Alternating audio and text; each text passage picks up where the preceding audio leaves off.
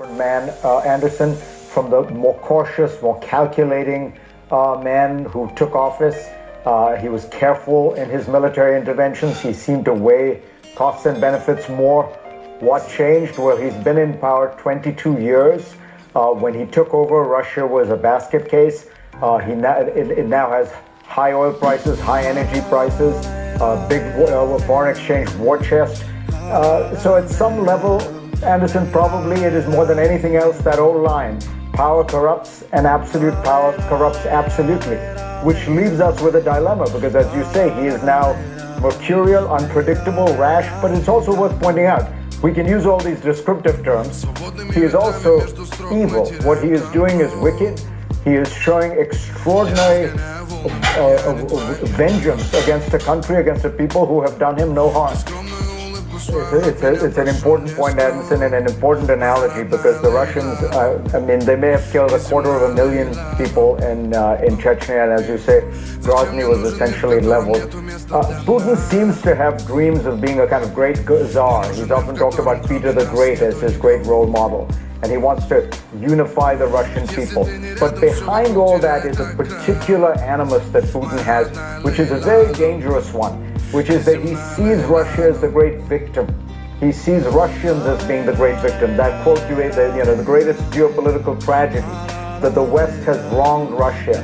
Whenever you hear that, I don't make Hitler analogies loosely, but these are the kinds of things when people start thinking of themselves as victims, as being humiliated, as having been stripped of their rights and dignity.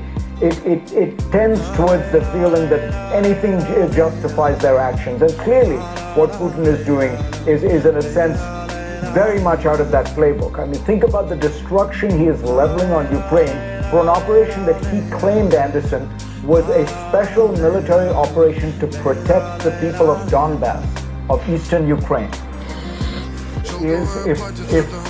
If he is at all, has any rationality left. At the end of the day, most wars end with some kind of a brokered solution.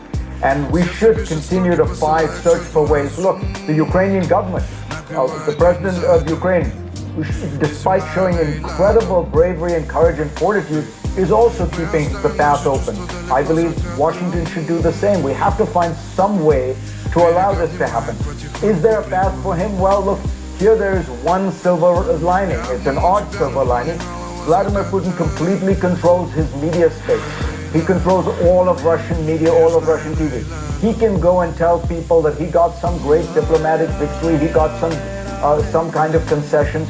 Nobody will contest it. There will be no dissenting voices. Truth does not get through. I mean, yes, in small magazines and little radio stations like Echo, which have been shut down, but there was a little, but the vast majority of Russian media, it's Vladimir Putin's narrative. If he wants to claim that somehow he won and it spares the lives of hundreds of thousands of Ukrainians and it provides some kind of peace settlement, I think we should look for it. But at the very same time, we should be arming the Ukrainians. We should be helping them in whatever way we can. It is absolutely clear that Vladimir Putin needs to see a brick wall before his bayonet will stop.